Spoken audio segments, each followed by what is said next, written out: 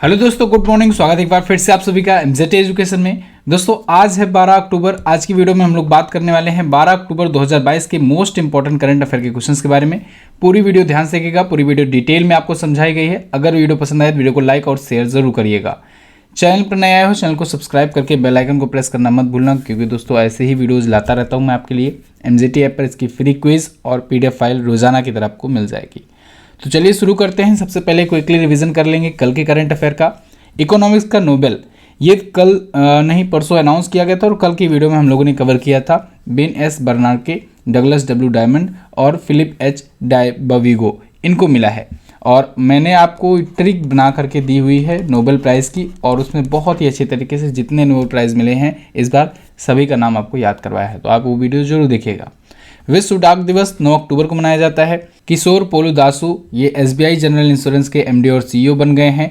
और IBSF world billiard championship में पंकज आडवाणी ने गोल्ड जीत लिया है। वहीं गुजरात का मोढेरा गांव दोस्तों भारत का पहला 24x7 सौर ऊर्जा संचालित गांव बन गया है। Smriti Mandhana gulf oil lubricants का ब्रांड एम्बेसडर बनाया गया इनको। और छत्तीसगढ़िया ओलंपिक का उद्घाटन वहां के CM भूपेश बघेल ने किया है।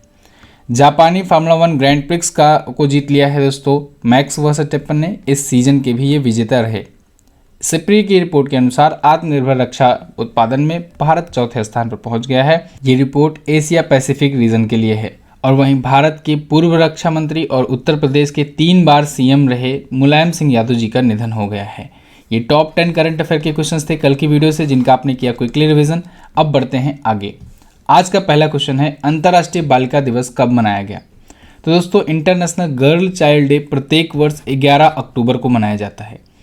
अंतर्राष्ट्रीय बालिका दिवस 11 अक्टूबर को इसलिए मनाया जाता है जिससे बालिकाओं के बारे में थोड़ा सा अवेयरनेस फैलाई जाए, उनकी सुरक्षा, उनकी ज़रूरतें और ये सब के बारे में लोगों को पता लगे।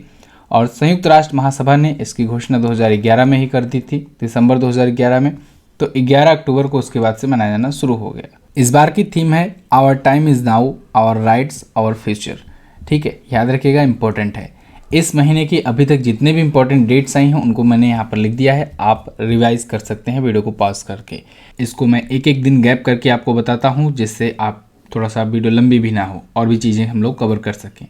तो चलिए अगला क्वेश्चन देखते हैं। हाल ही में किस खिलाड़ी ने क्लब फुटबॉल में 700 गोल दागकर इतिहास रचा? तो दोस्तों क्रिस्टियानो रोनाल्डो ये बन गए हैं दुनिया के इकलौते ऐसे खिलाड़ी जिन्होंने क्लब फुटबॉल्स में, यानी फुटबॉल क्लब का जो मैच होता है ना, उनमें 700 गोल कर दिए हैं। क्रिस्टियानो रोनाल्डो पुर्तगाल के हैं, आप सबको पता है। यहाँ पर आप आर्टिकल भी देख पाओगे, Cristiano Ronaldo become first player to score 700 club career goal. तो वैसे भी अंतर्राष्ट्रीय मैचों में भी इनके सबसे ज़्यादा गोल हैं और क्लब फुटबॉल में तो 700 गोल ही पूरा कर चुके हैं। 20 साल पहले स्पोर्टिंग लिस्बन से ये क्लब से शुरुआत किए थे मैच खेलना। उसके बाद कई क्लब से खेले, जैसे Sporting CP, Manchester United, Real Madrid, Juventus. ठीक है, तब से लेकर आज तक 944 मैच खेले और 700 से ज़्यादा गोल दाग चुके हैं। क्रिस्टियानो रोनाल्डो दोस्तों सबसे ज़्यादा इंटरनेशनल मैच में ये गोल करने वाले भी खिलाड़ी हैं, पुर्तगाल के रहने वाले हैं। इसके बाद लियोनेल मेसी का नाम आता है और तीसरे पर अपने भारत के लीजेंड सुनील छेत्री का नाम आता है इंटरनेशनल मैचों में सबसे ज़्यादा गोल करने के मामले में। अगला, हाल ही में सितंबर माह का ICC player of the month किसे चुना गया? तो ICC ने दोस्तों हर महीने की तरह सितंबर महीने का भी प्लेयर ऑफ द मंथ का अवार्ड घोषित कर दिया है। इस बार हरमनप्रीत कौर और मोहम्मद रिजवान को चुना गया है। हरमनप्रीत कौर ये भारतीय कप्तान हैं महिला क्रिकेट टीम की, और मोहम्मद रिजवान जो हैं ये पाकिस्तानी क्रिकेटर हैं। तो चूंकि इंडिया की ये हैं तो इस वजह से ये क्वेश्चन इंपॉर्टेंट हो सकता है, पूछ लिया जा सकता है। ठीक है, फिलहाल यहाँ पर आप आर्टिकल देख पाओगे, मोहम्मद रिजवान ये मेंस के लिए और हरमनप्रीत कौर ये विमेंस टीम की तरफ से जीती हुई हैं ये प्लेयर का अवार्ड। ठीक है, ICC player of the month ये दोस्तों 2021 में ही शुरू किया गया था। ICC के द्वारा जनवरी 2021 में ही शुरू किया गया था और पहला अवार्ड ऋषभ पंत पाए थे। ICC प्रत्येक मंथ दिया करता है, एक महिला खिलाड़ी एक पुरुष खिलाड़ी को। ICC की स्थापना 1909 में हुई थी। मुख्यालय इसका दुबई में है और अध्यक्ष हैं ग्रेग बार्कले और इसके CEO हैं जेफ एलार्टेस। कौन है? जेफ एलार्टेस। ICC बोले तो इंटरनेशनल क्रिकेट काउंसिल, इसी के द्वारा तो दोस्तों वर्ल्ड कप वगैरह कराया जाता है। जैसे अभी ICC का T20 वर्ल्ड कप होने वाला है, ये कहाँ पर होने जा रहा है? ये दोस्तों ऑस्ट्रेलिया में होने जा रहा है। ऑस्ट्रेलिया में T20 वर्ल्ड कप होगा, ध्यान रखिएगा। अभी पिछली बार वाला जो हुआ था वो हुआ था UAE में, ठीक है ना, पिछली बार वाला। अभी एशिया कप हुआ था, एशिया कप किसने जीता? एशिया कप श्रीलंका की टीम ने जीत लिया, ठीक है। अगला क्वेश्चन, हाल ही में जारी रिपोर्ट के अनुसार देश में सबसे ज़्यादा बाल विवाह किस राज्य में हो रहे हैं? तो दोस्तों अभी हाल ही में एक रिपोर्ट जारी हुई है गृह मंत्रालय के द्वारा ही, उसी के अंडर में आने वाली एक बॉडी है, उसने सर्वे किया है और उस सर्वे में ये आया है बात कि झारखंड जो है ना, ये देश में सबसे ज़्यादा बाल विवाह करने वाला राज्य है, ठीक है। यहाँ पर देख पाएंगे आप, आर्टिकल है Jharkhand West Bengal top in world state list in term of child marriage, मतलब सबसे ऊपर इन दोनों का स्थान है, झारखंड और पश्चिम बंगाल का बाल विवाह के मामलों में। यहाँ पर देखिए बहुत ही केयरफुली आपको ये आर्टिकल पढ़ना होगा, ये न्यूज़ पढ़नी होगी, समझ लीजिए ये क्वेश्चन पढ़ना होगा, क्योंकि इसमें आप थोड़ा सा कंफ्यूज हो सकते हो, क्योंकि बहुत सारी मैंने इस पर रिसर्च करी और लगभग 30 से 45 मिनट लग गए खोजने में, क्योंकि सभी वेबसाइट सही नहीं दी हैं। तो इसको आप बहुत ही ध्यान से, बहुत ही केयरफुली देखिएगा। देखिए इसमें 2 टाइप से रिपोर्ट जारी हुई है। एक तो जारी किसने किया, ये ध्यान रख लो, गृह मंत्रालय के महापंजीयन और जनगणना आयुक्त के कार्यालय के द्वारा ये सर्वेक्षण किया गया और उसमें पता चला कि झारखंड जो है ना, यहाँ पर अभी भी 5.8% बालिकाओं की शादी 18 वर्ष से कम आयु में हो जाती है, ठीक है। और वहीं पर पश्चिम बंगाल में ये रेशियो जो है वो और भी कम है। लेकिन अगर बात किया जाए 21 वर्ष से कम उम्र की शादी की, तो उसमें पश्चिम बंगाल ऊपर आपको दिखेगा। पश्चिम बंगाल में 54.9% जो हैं बालिकाओं की शादी 21 वर्ष से पहले हो जाती है, यानी आधे से ज़्यादा। और झारखंड दूसरे पर है, वहाँ पर 54.6% जो है यहाँ पर शादियाँ होती हैं। तो यहाँ पर आप देखोगे कि झारखंड का डाटा तो दूसरे पर है और पश्चिम बंगाल पहले पर है, ठीक है ना। और आर्टिकल जब भी आप देखोगे ना, कोई सी भी आर्टिकल देखोगे उसमें आपको झारखंड ही ऊपर देखने को मिलेगा, लेकिन जब अंदर खोजने जाओगे तो आपको केवल ये डाटा दिया गया है और इस डाटा को अगर आप ध्यान से देखोगे तो इसमें पश्चिम बंगाल ऊपर नज़र आएगा आपको। यही कन्फ्यूज़न की जड़ थी, यही वजह से 30 से 45 मिनट लग गए हमको पूरा अच्छे से रिसर्च करने में, तब जाकर पता लगा नहीं ये वाला जो डाटा है ना, ये 21 वर्ष से नीचे के लिए है। और ये वाला जो डाटा है एक्चुअल में जहाँ पर झारखंड ने टॉप किया है उसमें 18 वर्ष से नीचे की बात करी जा रही है, ठीक है ना। तो 18 वर्ष से कम उम्र की अगर शादियों की बात की जाए तो उसमें झारखंड जो है वो टॉप पर है, और 21 वर्ष से नीचे की बात की जाए तो पश्चिम बंगाल उसमें टॉप पर है। आप लोग कहते हो ना सर वीडियो कहाँ लेट आती है, तो मेरा यही मानना होता है कि जो भी क्वेश्चन आपके सामने लाया जाए उस पर पूरी की पूरी रिसर्च हो, कोई भी क्वेश्चन गलत ना आपके सामने आए, ठीक है। क्योंकि जितने भी लोग देखते हो यहाँ से पूरा विश्वास के साथ ही आपके पास जाता है कंटेंट, तो ऐसे में आप लोग पूरे विश्वास, पूरे भरोसे के साथ जुड़ सको और आपको जो कंटेंट, जो डाटा दूं वो सही हो। क्योंकि कभी कभी क्या होता है, न्यूज़ आर्टिकल्स भी गलत आ जाते हैं, क्योंकि भाई इंसान वहाँ भी हैं, ठीक है। तो इसी वजह से मेरी कोशिश रहती है 2 से 3 जगह, 4 जगह, 5 जगह, जब तक संतुष्ट ना हो जाएं तब तक वो आर्टिकल देखें अलग अलग साइट्स पर जा करके, ठीक है। और इसीलिए मैं प्रेफर करता हूँ इंग्लिश आर्टिकल, क्योंकि इंग्लिश में गलतियाँ कम होती हैं, हिंदी वाले तो बाद में सॉरी भी बोल देते हैं। फिलहाल झारखंड आपको यहाँ पर दिखेगा मैप में, ये रहा झारखंड। अपना बॉर्डर ये बिहार से, उत्तर प्रदेश से, छत्तीसगढ़ से, वेस्ट बंगाल से और उड़ीसा से शेयर किया करता है। हेमंत सोरेन जी झारखंड मुक्ति मोर्चा पार्टी से यहाँ के CM हैं और गवर्नर हैं रमेश बैस। यहाँ पर अगर झीलों की बात करें तो हजारीबाग लेक है, राजा तालाब है, तोपचांची झील है, ठीक है, बेतला नेशनल पार्क है, पलामू वन्यजीव अभयारण्य है। लोक नृत्य में संथाल, पाइका, फगुआ, छाऊ यहाँ पर भी कुछ मात्रा में होते हैं। ओके, बैद्यनाथ मंदिर झारखंड में ही है। अच्छा, मैं आपको ये सब तो ठीक है, करंट अफेयर का पॉइंट रिवाइज करा देता हूँ। करंट अफेयर के तहत अभी झारखंड सरकार ने, अभी आपको याद होगा कुछ दिन पहले ही बताया था मैंने, आपकी योजना आपकी सरकार आपके द्वार कार्यक्रम शुरू किया था। तो ये झारखंड के द्वारा ही शुरू किया गया था। इसके पहले ब्लॉकचेन टेक्नोलॉजी से या कहें ब्लॉकचेन सिस्टम से किसानों को बीज वितरित करने वाला भी पहला राज्य झारखंड ही बना था। दोनों को आप याद रखेंगे, ठीक है। बाकी जिलों की संख्या 24 है, विधानसभा में 81 सीटें, लोकसभा में 14 और राज्यसभा में 6 सीटें जाती हैं यहाँ से। अच्छा, बाल विवाह की बात आई है तो एक पॉइंट और जान लो, बाल विवाह पूरी तरीके से बैन करने वाला देश में पहला देश बना फिलीपींस। और अगर भारत की बात करें तो पूरी तरीके से बाल विवाह मुक्त जो जिला बना वो गंजम जिला बना था, पहला जिला, ठीक है, उड़ीसा का गंजम जिला। याद रखेंगे दोनों पॉइंट। आगे, हाल ही में अंतर्राष्ट्रीय अंतरिक्ष स्टेशन की कमान संभालने वाली पहली यूरोपीय महिला कौन बनी? तो वो बन गई हैं सामंथा क्रिस्टोफोरेटी। सामंथा क्रिस्टोफोरेटी यहाँ पर आपको दिख रही हैं, ये इटली की हैं, इटालियन हैं तो, और इटालियन है और यूरोपियन यूनियन की जो स्पेस एजेंसी है, या कहें कि यूरोपीय अंतरिक्ष एजेंसी, यूरोपियन स्पेस एजेंसी, उसकी ये अंतरिक्ष यात्री हैं। 2009 में ये इटली की पहली महिला अंतरिक्ष यात्री बनी थी और अब ये इंटरनेशनल स्पेस स्टेशन जो है ना, उसकी कमान संभालने वाली भी पहली यूरोपीय महिला बन गई हैं। यानी यूरोप की पहली महिला हैं जो अंतर्राष्ट्रीय अंतरिक्ष स्टेशन की कमान संभालेंगी। ठीक है, तो अंतर्राष्ट्रीय अंतरिक्ष स्टेशन के बारे में एक पॉइंट मैंने और भी बताया था आपको बहुत पहले कि 2030 तक ना इसको प्रशांत महासागर में गिरा दिया जाएगा। नासा ने ये घोषणा करी थी। 1998 में ये बना था। इसमें बहुत सारे देशों की स्पेस एजेंसियों ने मिल करके इसमें सहयोग दिया और अंतर्राष्ट्रीय अंतरिक्ष स्टेशन तैयार हुआ था। यानी अंतरिक्ष पे एक ऐसा स्टेशन जहाँ पर एस्ट्रोनॉट्स जो हैं जा कर के रुक सकते हैं, वहाँ पर रिसर्च कर सकते हैं। तो इसमें आपको जानकर हैरानी होगी, रसिया भी शामिल था, फ्रांस भी, और European agency, European space agency, NASA भी शामिल था, बहुत कनाडा भी शामिल था। ठीक है, बहुत सारे देश मिल करके इसको बनाए थे, क्योंकि कारण ये था कि बहुत बड़ा प्रोजेक्ट था, ये बहुत महंगा प्रोजेक्ट था। ओके, लेकिन लास्ट में आते आते नासा का ही आधिपत्य ज़्यादा हो गया और नासा ही पूरा का पूरा ज़्यादा कंट्रोल करने लगा। कारण ये है कि नासा ज़्यादा फंड करता था। ओके, लेकिन अब यहाँ पर इसे 2030 तक गिरा दिया जाएगा। और वहीं आपको याद होगा एक चीज़ और मैंने आपको बताया था कि चाइना भी अपना बना रहा है स्पेस स्टेशन। तो चाइना अगर बना लेता है, वैसे तो 2 मॉड्यूल उसने लॉन्च भी कर दिया है, अगर वो बना लेता है तो वो बन जाएगा दुनिया का इकलौता ऐसा देश जिसका खुद का अंतरिक्ष स्टेशन होगा, क्योंकि इस वाले अंतरिक्ष स्टेशन में तो कई लोग मिल करके बनाए हैं। ओके, आगे। हाल ही में किस राज्य सरकार ने किसानों की मदद के लिए हिमकैंड योजना की शुरुआत करी? तो हिमकैंड योजना दोस्तों शुरू किया है हिमाचल प्रदेश ने। हिमकैंड, इसमें एन हटा दीजिएगा, हिमकैंड कुछ इस प्रकार से रहेगा। हिमकैंड स्कीम जो है ये शुरू किया है हिमाचल प्रदेश ने। यहाँ पर आप आर्टिकल दे पाओगे टाइम्स ऑफ इंडिया का, तो हिमकैंड आपको यहाँ पर देखने को मिल जाएगा। ठीक है, हिमकैंड योजना के तहत क्या होगा, किसानों को सिंचाई की व्यवस्था मुहैया कराई जाएगी। ठीक है, तो सिंचाई की सुविधा को इंश्योर करने के लिए ये योजना शुरू करी गई है। इसके तहत बेहतर जल संरक्षण, फसल विविधीकरण, एकीकृत खेती, इसके तहत ये किसानों को प्रोवाइड करेगी।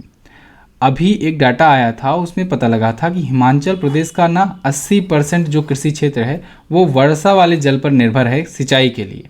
तो ये एक बहुत बड़ी बात है, यानी वर्षा पर डिपेंड होते हैं वहाँ के 80% किसान, और अगर वर्षा कहीं आगे पीछे हुई तो फिर पूरी खेती उनकी बर्बाद होती है। तो ऐसे में सिंचाई की व्यवस्था करवाने के लिए किया गया है। हिमाचल प्रदेश के बारे में अगर बात करूं तो हिमाचल प्रदेश मैप में आप देखोगे यहाँ पर स्थित है।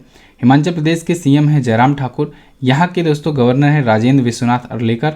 यहाँ पर झीलों की अगर बात करें तो खजियार झील है, परासर झील है, रेणुका झील है, एक और चंद्रताल, याद रखिएगा, चंद्रताल और सूरजताल। ठीक है ना, चंद्रताल और सूरजताल ये भी इंपॉर्टेंट है। Great Himalayan national park, pin valley national park. Pin valley तो बहुत बार एग्जाम में पूछा गया है, इसको तो आप ध्यान ही रखेंगे। ठीक है, दर्रों में अगर बात करें तो कालीछो, कुर्गती, ये तो लिखा गया है, मैं कुछ और बता देता हूँ आपको। रोहतांग, बाड़ालाचा और सिपकिला, ये 3 दर्रा और याद रखिएगा हिमाचल प्रदेश से, ये तीनों भी इम्पोर्टेंट है। ठीक है, और नाटी, कथकड़ी, कुकड़ी, ये सभी प्रमुख लोक नृत्य हैं। आगे बढ़ते हैं, अगला है हाल ही में किसने भारत में बना ड्रोनी लॉन्च किया? तो दोस्तों ड्रोनी को लॉन्च किया है धोनी ने। ध्यान से सुनिएगा इसको, MS धोनी ने ड्रोनी नाम का एक कैमरा ड्रोन लॉन्च किया है। अब नाम बहुत ही अच्छे से, बहुत ही सटीक तरीके से डिसाइड किया गया है, ध्यान से समझिएगा। देखो ड्रोनी से तो 2 चीज़ें निकल रहा है, एक तो ड्रोन निकल रहा है और एक निकल रहा है धोनी। ठीक है ना, तो धोनी को तो इस कंपनी ने ब्रांड एम्बेसडर बना लिया और ड्रोन की तो ये कंपनी ही है। ज़बरदस्त इसका आइडिया था। किस कंपनी ने ऐसा किया है? गरुड़ा एरोस्पेस ने। गरुड़ा एरोस्पेस ने तो पहले तो ब्रांड एम्बेसडर बनाया धोनी को और उन्हीं से लॉन्च करवाया ड्रोनी। आपको अगर याद हो, मुझे तो याद आ रहा है जब धनी ऐप लॉन्च हुआ था आज से कुछ साल पहले, तो फिर धनी ऐप को भी लॉन्च किया था धोनी ने ही। तो ऐसा लग रहा था जैसे कि धोनी का ही ऐप है, लेकिन बाद में पता चला धोनी जो है ब्रांड एम्बेसडर है उसके। ठीक है, तो ऐसे ही देखिए धनी ऐप की तरह ही ड्रोनी भी, इसने भी थोड़ा सा सिमिलरिटी निकाली और इसका तो ड्रोन से संबंधित चीज़ें भी है और धोनी को बना दिया इसने ब्रांड एम्बेसडर। तो गरुड़ा एरोस्पेस ने ब्रांड एम्बेसडर इनको बनाया है और इन्होंने लॉन्च किया है। ये भारत में बना कैमरा ड्रोन है, यानी कि मेड इन इंडिया ड्रोन है। गरुड़ा एरोस्पेस के द्वारा बनाया गया है। कंज्यूमर ड्रोन मार्केट में ये कदम रखेगा। अब आने वाले टाइम पर ना लोग क्या करेंगे, अभी जैसे सेल्फी एकदम पॉपुलर हुआ इतना ना कि लोग सेल्फी लेते हैं, कैमरे में फ़ोटो खींचते हैं मोबाइल में, ऐसे ही अब आगे चल करके लोग ड्रोन लेंगे और फिर क्या करेंगे कि फैमिली फ़ोटो ड्रोन कैमरे से खींचेंगे। तो ये आने वाला समय है और इसको गरुड़ा एरोस्पेस समझ रहा है और फिर इसीलिए इसने कैमरा ड्रोन लॉन्च किया। आगे देखते हैं, हाल ही में अग्नि तत्व अभियान का पहला सेमिनार कहाँ आयोजित किया गया? तो अभी अग्नि तत्व अभियान का पहला सेमिनार दोस्तों लेह लद्दाख में आयोजित किया गया। यहाँ पर आप देख पाओगे आर्टिकल है मिंट का, फर्स्ट सेमिनार ऑफ अग्नि तत्व campaign under life mission held in Leh. ये पावर फाउंडेशन ऑफ इंडिया विज्ञान भारती के सहयोग से आयोजित किया जा रहा है लाइफ स्टाइल फॉर इन्वायरमेंट के तहत। इसमें अग्नि तत्वों पर जागरूकता पैदा की जाएगी। 7 अक्टूबर से ये शुरू हुआ है और जगह जगह इसमें सेमिनार, सम्मेलन, कार्यक्रम ये सभी आयोजित किए जाएंगे। अभी तो शुरुआत लद्दाख से हुई है। आगे 2023 में 37वें राष्ट्रीय खेल का आयोजन कहाँ किया जाएगा? देखो अब 37वां राष्ट्रीय खेल ये आयोजित होने की घोषणा हो चुकी है। मतलब आपने देखा 35वां राष्ट्रीय खेल हुआ, उसके बाद कुछ सालों तक ये राष्ट्रीय खेल बंद पड़े थे। 2015 में हुआ था 35वां राष्ट्रीय खेल और उसके बाद 2022 में जाकर के मौका मिला 36वें नेशनल गेम्स की। 36वां नेशनल गेम कहाँ पर आयोजित किया जा रहा है? गुजरात में आयोजित किया जा रहा है, ठीक है ना, गुजरात में। और अब 37वां राष्ट्रीय खेल की घोषणा हो चुकी है।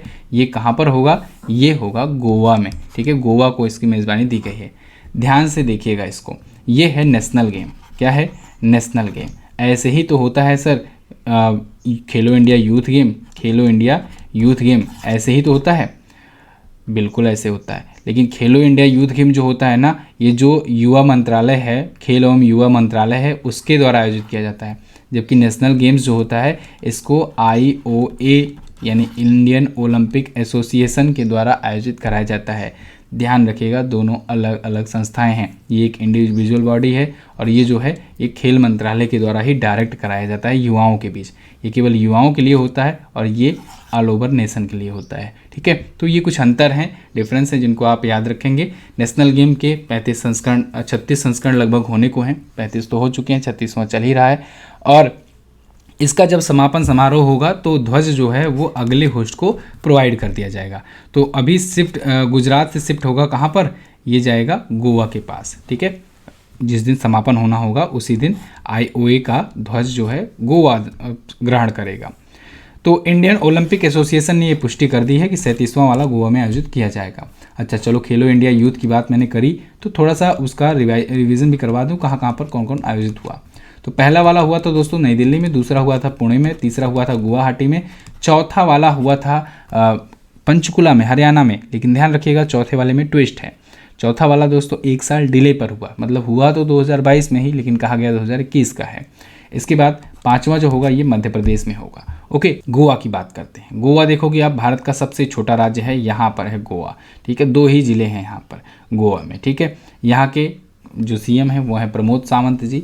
यहाँ के करंट टाइम पर गवर्नर है PS श्रीधरन पिल्लई।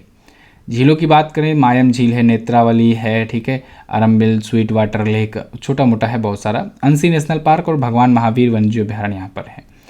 यहाँ पर जिलों की संख्या केवल 2 है। विधानसभा में सीटें 40 हैं, लोकसभा में 2 और राज्यसभा में 1 सीट यहाँ से जाती है। अगला, हाल ही में किस राज्य के मुख्यमंत्री ने फुटबॉल फॉर ऑल कार्यक्रम शुरू किया? तो उड़ीसा राज्य सरकार ने अभी हाल ही में फुटबॉल फॉर ऑल कार्यक्रम शुरू किया। उड़ीसा के जो CM हैं नवीन पटनायक जी, इन्होंने इसे लॉन्च किया है, फुटबॉल फॉर ऑल स्कीम। इसके लिए इन्होंने फीफा के साथ सहयोग किया है। फीफा जो है उड़ीसा के KIIT और KISS के साथ, जो कि 2 इंस्टीट्यूट हैं, इनके साथ सहयोग करके ये लॉन्च करने की घोषणा करी है। Kalinga Institute of Industrial Technology, Kalinga Institute of Social Sciences, ठीक है। तो फीफा के साथ मिल करके उड़ीसा के जो CM हैं नवीन पटनायक, इन्होंने 10 अक्टूबर को इसे लॉन्च किया है। अब देखो ये फुटबॉल पर अवेयरनेस फैलाने के लिए है स्कूली बच्चों के प्रति। ऐसे ही आपको पता होगा उड़ीसा के जो CM हैं, इन्होंने ये भी घोषणा करी है कि 10 साल तक भारतीय पुरुष और महिला हॉकी टीम को स्पॉन्सर करेंगे। और वैसे उड़ीसा में ही तो हॉकी वर्ल्ड कप होगा, 2018 वाला भी यहीं पर हुआ था, 2023 वाला भी यहीं पर होगा। और राउरकेला में दोस्तों क्या हो रहा है? राउरकेला में स्टेडियम एक बन रहा है, इंटरनेशनल हॉकी स्टेडियम बन रहा है, किस नाम से? बिरसा मुंडा जी के नाम से, और वो भारत का सबसे बड़ा इंटरनेशनल हॉकी स्टेडियम होगा। ठीक है, Birsa Munda international hockey stadium, याद रखिएगा, इंपॉर्टेंट है। चलिए, अब उड़ीसा आया है तो उड़ीसा को भी देख लेते हैं। उड़ीसा आप देख पाओगे मैप में कहाँ पर है, यहाँ पर है। उड़ीसा की राजधानी जो होती है ये भुवनेश्वर है, और इसे नवीन पटनायक जी बीजू जनता दल पार्टी से, ठीक है, बीजू जनता दल पार्टी से यहाँ के सीएम हैं। गवर्नर है गणेशी लाल जी। झीलों की बात करें तो चिल्का लेक है, first Ramsar site of India and largest salt lake of India. Anshupa, Kanjia झील, सिमलीपाल राष्ट्रीय उद्यान, नंदनकानन जूलॉजिकल पार्क, चंद्रका हाथी विहार, ये सभी प्रमुख यहाँ के नेशनल पार्क भी हैं। घुमरा छाऊ लोक नृत्य हैं। क्लियर है बिल्कुल। तो बस दोस्तों, ये तो थे आज के दिन के हमारे टॉप 10 करंट अफेयर के क्वेश्चंस। आई होप आपको आई होगी वीडियो पसंद। अगर वीडियो पसंद आई है तो वीडियो को लाइक कीजिएगा, शेयर कीजिएगा, और अगर आप प्रैक्टिस सेट लेना चाहते हैं तो पेट कर ले सकते हैं। कल मैंने आपसे पूछा था कि न्यूजीलैंड की राजधानी क्या है और PFI को किस एक्ट के तहत बैन किया गया था। तो दोनों के क्वेश्चंस के आंसर यहाँ पर लिखे गए हैं। दोनों क्वेश्चंस के आंसर को जिन लोगों ने डिटेल के साथ आंसर किया था उनमें से यहाँ पर आपको नाम दिख जाएंगे सभी के। मंटू कुमार, मणिभूषण कुमार, अमित कुमार, अब्दुल फैज, ओम तिवारी, दिव्या एंजल, राजन तिवारी, सोनेश्वर कुमार, अमन गुप्ता और उषा साहू। बाकी लोग भी इसमें अपना नाम दर्ज करा सकते हैं। आपको डिटेल के साथ आंसर करना है और सबसे पहले कोशिश करना है आंसर करने का। क्या आंसर करना है वो आपको यहाँ पर दिखेगा। सेमीकंडक्टर नीति लागू करने वाला पहला राज्य कौन सा है? सेमीकंडक्टर पर आपको जो भी पता है सब लिख डालिए। इसके बाद अगला क्वेश्चन है, मैक्स वर्स्टैपेन का संबंध किस देश से है? तो ये भी आप कमेंट करके बताएंगे। कल यहाँ पर मैक्स वर्स्टैपेन का जो स्थान है उसमें थोड़ा सा मिस्टेक हो गया था मुझसे, आप इसलिए करेक्ट आंसर यहाँ पर देंगे। चलिए, तो बहुत बहुत धन्यवाद यहाँ तक वीडियो देखने के लिए। इसके क्विज और PDF आपको MZT ऐप पर मिल जाएगी, वहाँ पर जाकर के आप क्विज भी सॉल्व कर लीजिएगा। क्विज जरूर सॉल्व कर लिया करो। क्विज सॉल्व कर लोगे ना तो ये पक्का हो जाएगा, मतलब जितना पढ़े हो ना एकदम कंफर्म हो जाएगा कि हाँ अब ये तैयार है, इसको कहीं से बाहर से अब नहीं जाना है दिमाग से बाहर। चलो, तो बहुत बहुत धन्यवाद दोस्तों, मिलेंगे अगली वीडियो में, तब तक के लिए नमस्कार, जय हिंद, वंदे मातरम।